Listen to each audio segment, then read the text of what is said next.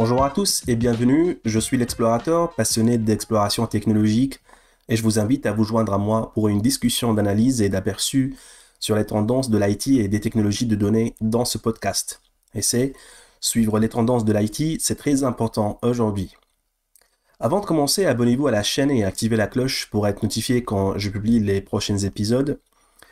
Et comme certains d'entre vous le savent peut-être, j'ai toujours rêvé d'un espace où je pourrais partager ma passion pour les technologies avec tout le monde. C'était un rêve qui m'a toujours semblé hors de portée, jusqu'à ce que j'ai eu l'idée de créer une chaîne YouTube il y a longtemps.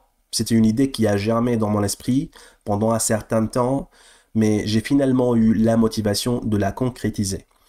C'est principalement pour partager mes connaissances, mes découvertes et mes idées sur les technologies avec vous.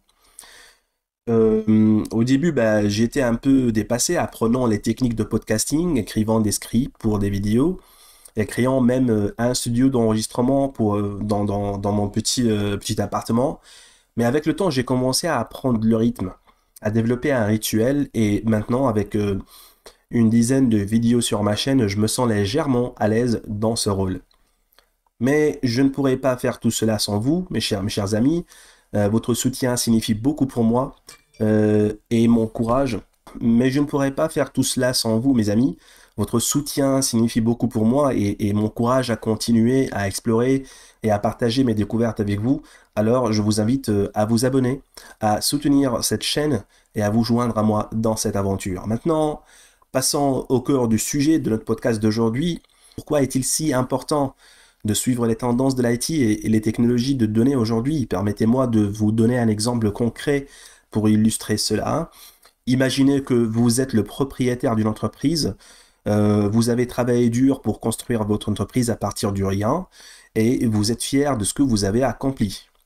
Mais un jour, vous vous rendez compte que vos concurrents commencent à prendre de l'avance, ils utilisent des technologies que vous ne comprenez pas et leurs entreprises se développent à un rythme que vous ne pouvez pas suivre. C'est là que l'importance de suivre les tendances de l'IT et les technologies de données entre en jeu. En comprenant ces tendances et en apprenant à les utiliser à votre avantage, vous pouvez rester compétitif dans un monde de plus en plus numérique. Prenez par exemple une entreprise comme Amazon. Quand ils ont commencé, ils étaient juste une petite librairie en ligne, hein. Mais ils ont rapidement réalisé l'importance des données et de l'IT. Ils ont commencé à suivre de près les tendances et à les utiliser à leur avantage. Aujourd'hui, Amazon, c'est l'un des géants du commerce électronique et est à la pointe de nombreuses innovations technologiques. C'est un exemple extrême, bien sûr, mais cela illustre bien le point que je veux faire, que vous soyez un petit entrepreneur ou le PDG d'une grande entreprise. Comprendre les tendances de l'IT et des technologies de données est crucial pour rester compétitif. Maintenant, vous vous demandez peut-être, mais comment puis-je suivre ces tendances? Je suis débordé par le fonctionnement quotidien de mon entreprise. C'est une question valide, et c'est là que ce podcast entre en jeu. Chaque semaine, je vais passer en revue les dernières tendances de l'IT et des technologies de données, expliquer ce qu'elles signifient et comment vous pouvez les utiliser à votre avantage. Je vais décortiquer les jargons techniques et vous donner des conseils concrets que vous pouvez appliquer à votre échelle. Maintenant, laissez-moi vous emmener vers une actualité qui fait actuellement à la une. Il s'agit d'une nouvelle qui ébranle la sphère technologique européenne et qui a un impact direct sur l'exploitation des données. Vous vous souvenez de cette nouvelle loi européenne dont on a beaucoup parlé l'année dernière, celle qui visait à limiter la puissance des géants de la tech américains en Europe? Eh bien, figurez-vous qu'elle ne fait pas que des heureux, même ici, en plein cœur de l'Europe. Deux mastodontes de l'IT européenne, SAP et Siemens, expriment leur inquiétude face à cette loi. Pourquoi? Parce qu'elle pourrait les obliger à partager des données sensibles. Maintenant, pour vous donner un peu de contexte, l'année dernière, l'Europe a présenté le Data Act.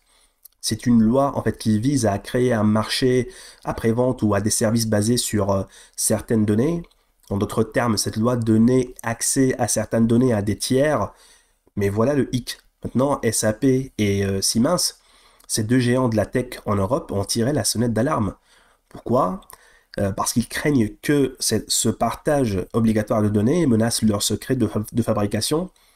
Ces secrets, ce sont leur savoir-faire, leurs informations de conception, leurs petits plus qui les distinguent de la concurrence. Ils ont exprimé leurs préoccupations dans une lettre adressée à Ursula von der Leyen, la présidente de la Commission européenne, et à Thierry Breton, le commissaire européen.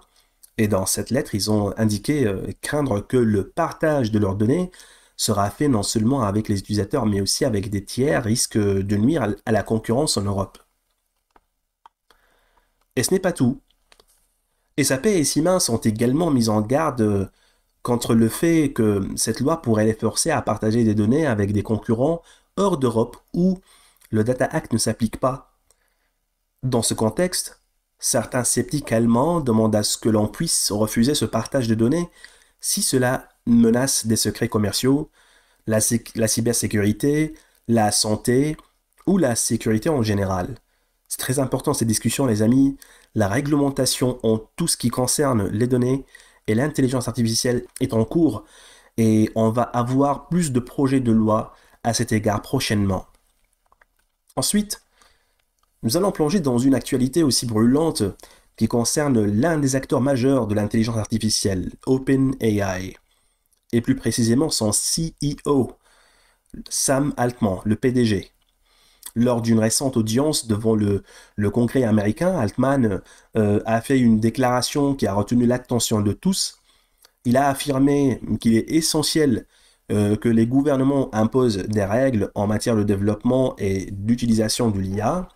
C'est une déclaration forte, venant d'un homme à la tête d'une entreprise qui a conçu ChatGPT, le logiciel capable d'écrire lui-même des textes de toutes sortes, sur des sujets, sur toutes sortes de sujets, d'après des modèles linguistiques.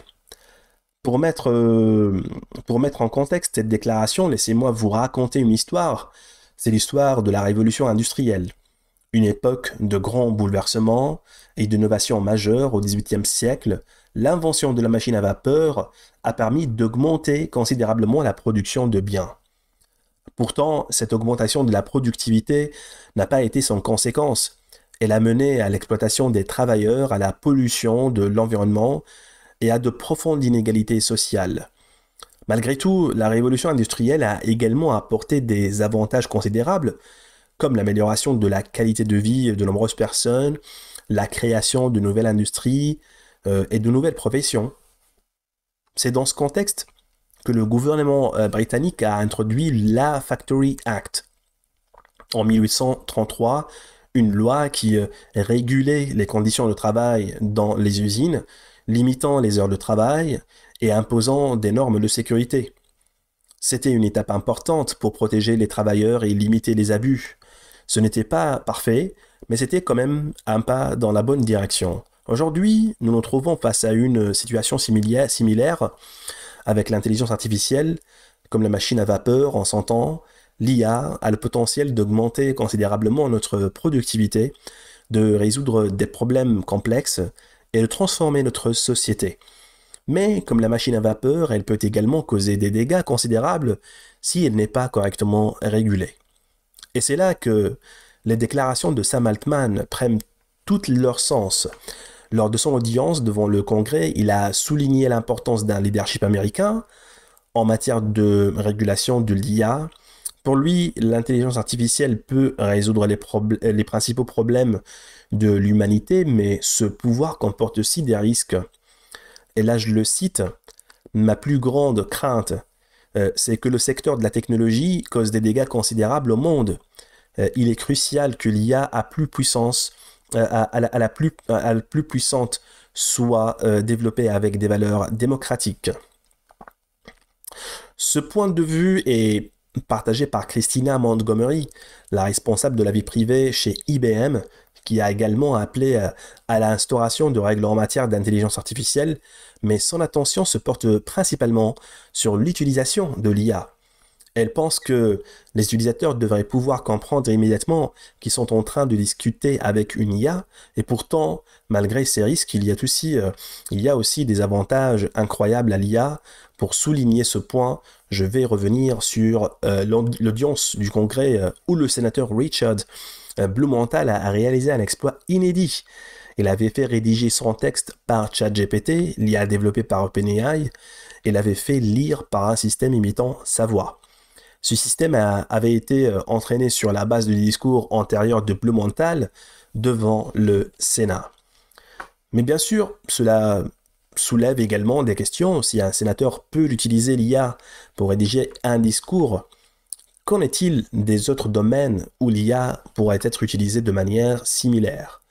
Qu'en est-il des journalistes qui pourraient utiliser l'IA pour rédiger des articles, ou des auteurs qui pourraient utiliser l'IA pour écrire des romans, ou des avocats qui pourraient utiliser l'IA pour préparer des arguments juridiques? Les possibilités sont infinies, mais avec ces possibilités viennent également des responsabilités. Cela nous amène à une question importante. Comment réguler l'IA de manière à maximiser ses avantages tout en minimisant ses risques? Ce n'est pas une tâche facile. En fait, c'est l'un des défis les plus importants de notre époque, et c'est un défi que nous ne pouvons pas ignorer.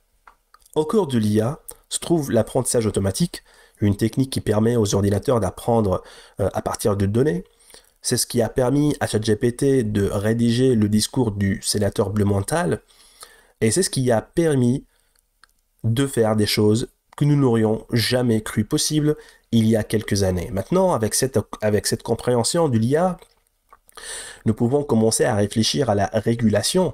L'un des principes clés de Sam Altman et de Christina Montgomery ont souligné l'importance de la transparence. Les utilisateurs doivent savoir qu'ils interagissent avec une IA et ils doivent comprendre comment cette IA fonctionne et quelles sont ses limites. Un autre principe important est celui de l'éthique. L'IA doit être développée et utilisée de manière éthique. Cela signifie par exemple qu'elle ne doit pas être utilisée pour tromper les gens ou pour renforcer les biais existants. Elle doit respecter la vie privée des utilisateurs et être utilisée de manière à promouvoir l'égalité, l'équité et la justice. Enfin, il est crucial que l'IA soit réglementée de manière à favoriser l'innovation. Une réglementation trop stricte pourrait freiner le progrès de l'IA, tandis qu'une régulation trop laxiste pourrait laisser la porte ouverte à des abus. Il est donc nécessaire de trouver un équilibre, de trouver vraiment le point de juste milieu. Il y a beaucoup à considérer. Il n'y a pas de réponse facile, mais c'est une conversation que nous devons avoir. L'IA a le potentiel de transformer notre monde pour le meilleur ou pour le pire.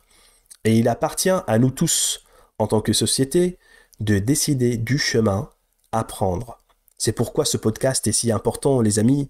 C'est pourquoi votre écoute, votre engagement et votre contribution à cette conversation sont si importants. L'IA n'est pas seulement l'affaire des experts en technologie, des politiciens ou des chefs d'entreprise, c'est l'affaire de nous tous. Dans le même thème, nous avons une nouvelle actualité aux États-Unis. Le Montana devient le premier État américain à interdire TikTok. Le gouverneur du Montana, Greg Gianforte, a fait une déclaration qui a secoué le monde numérique. Et là, je le cite, pour protéger du Parti communiste chinois les données personnelles et privées des utilisateurs, j'ai banni TikTok dans le Montana. Fini la citation.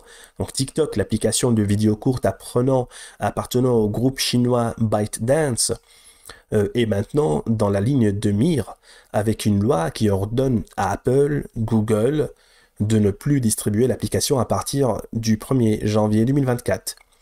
C'est une décision qui a des implications profondes sur la liberté d'expression, sur la sécurité des données, sur l'avenir de l'industrie technologique. Alors que nous nous penchons sur ce problème, je veux que nous prenions un moment pour réfléchir à ce qu'est TikTok. Il ne s'agit pas seulement d'une application pour partager des vidéos amusantes. C'est une plateforme qui permet aux gens de s'exprimer, de partager leurs idées, et de se concentrer, se connecter avec d'autres personnes. Pour beaucoup, c'est un outil de construire une communauté, pour promouvoir des petites entreprises et de trouver des informations. Mais il y a aussi des inquiétudes au sujet des effets néfastes de l'application sur la santé mentale des jeunes, des inquiétudes au sujet de la désinformation. C'est un débat complexe. C'est un débat complexe. Et il y a des arguments valables des deux côtés. Mais il est essentiel de prendre du recul et de regarder le tableau d'ensemble. L'interdiction du TikTok au Montana est une réponse à ces inquiétudes, mais est-ce la bonne réponse? C'est la question à laquelle nous devons réfléchir. En interdisant TikTok, le gouverneur Jay Fort et le Parlement du Montana prennent une position ferme sur la protection des données des utilisateurs. C'est une décision qui a le potentiel de protéger les habitants du Montana contre l'espionnage et la manipulation par des forces étrangères. Et cette conversation ne concerne pas seulement TikTok, elle concerne toutes les applications et toutes les plateformes qui recueillent et utilisent des données utilisateurs. Elle concerne la manière dont nous régulons l'industrie technologique et la manière dont nous équilibrons les bénéfices et les risques de ces technologies. Alors que nous continuons cette discussion, il est crucial de garder à l'esprit les valeurs qui nous sont chères. Nous devons nous demander quelle est la place de la liberté d'expression dans notre société numérique, quelle est la place de la sécurité des données, comment ces valeurs peuvent-elles coexister et comment pouvons-nous les protéger toutes les deux.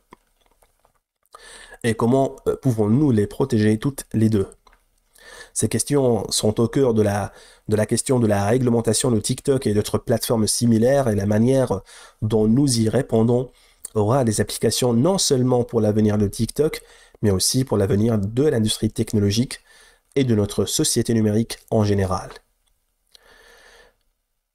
La situation avec TikTok au Montana, c'est un rappel puissant de l'importance de ces questions. Nous avons une autre actualité pour cette semaine. Restez à l'écoute et restez engagés, les amis. Les premières règles encadrant les cryptos actifs approuvées au Parlement européen.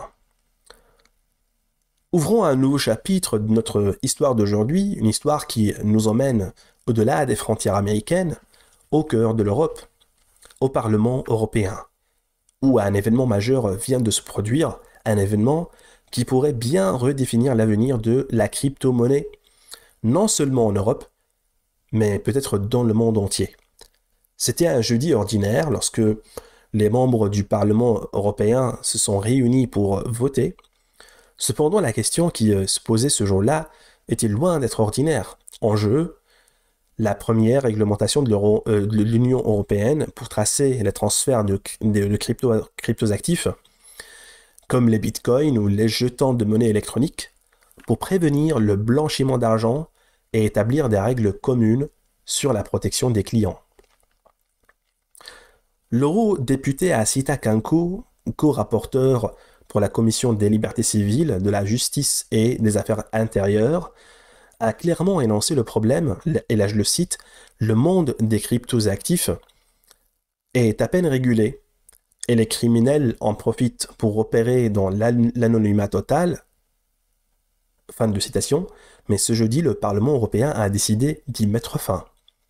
Par un vote massif de 529 voix pour 29 contre et 14 abstentions, ils ont approuvé le texte qui va changer le paysage de la crypto-monnaie en Europe. Dans ce nouvel ordre, les paiements effectués à l'aide de la crypto-actif seront traçables, tout comme les paiements traditionnels. Les transactions suspectes pourront être bloquées, comme c'est déjà le cas pour toute autre opération financière. Donc la règle du voyage, déjà existante dans la finance traditionnelle, s'appliquera également à l'avenir au travers de crypto-actifs. Cette règle exige que les informations relatives à l'initiateur de l'actif et à son bénéficiaire voyagent avec la transaction et soient conservées des deux côtés du transfert.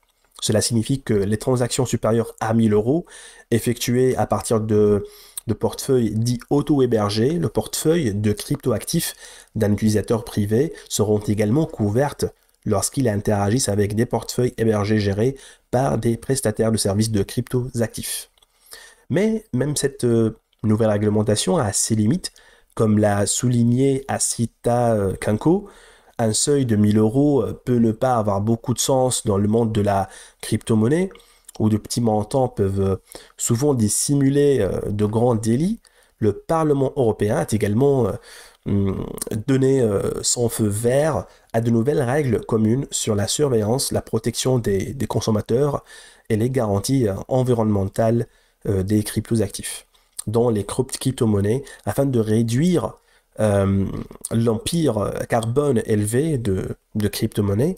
Les plus grands fournisseurs de services devront rendre publique leur consommation d'énergie et pour lutter contre les risques de blanchiment d'argent, l'autorité européenne des marchés financiers devrait mettre en place un registre public pour les prestataires de services de cryptos actifs non conformes qui opèrent dans l'Union européenne sans autorisation. Ces textes, bien que massivement approuvés par le Parlement européen, doivent encore recevoir l'approbation officielle du Conseil avant d'être publiés au journal officiel de l'Union européenne. Ils entreront en vigueur 20 jours plus tard. À ce stade, il convient de prendre du recul et de regarder ce que tout cela signifie dans un contexte plus large. Cette décision du Parlement européen est un jalon important dans le paysage réglementaire des crypto-monnaies qui pourrait avoir des implications bien au-delà des frontières de l'Union européenne.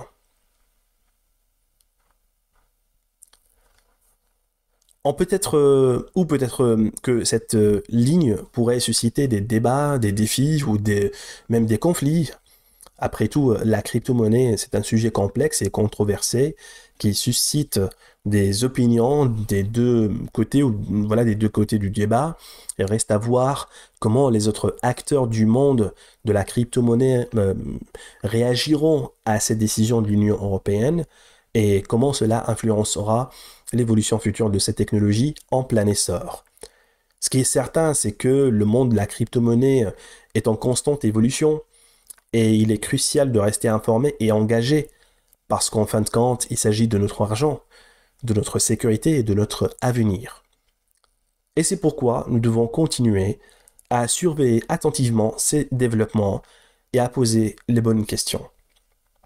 Voilà mes chers amis, la fin de notre épisode d'aujourd'hui. J'espère que vous avez trouvé ce voyage à travers les frontières et les différentes strates de la technologie aussi intéressant que moi. Jusqu'à la prochaine fois, restez curieux, restez informés et surtout restez en sécurité. Je suis l'explorateur et c'était l'épisode d'aujourd'hui de notre podcast. Au revoir à tous.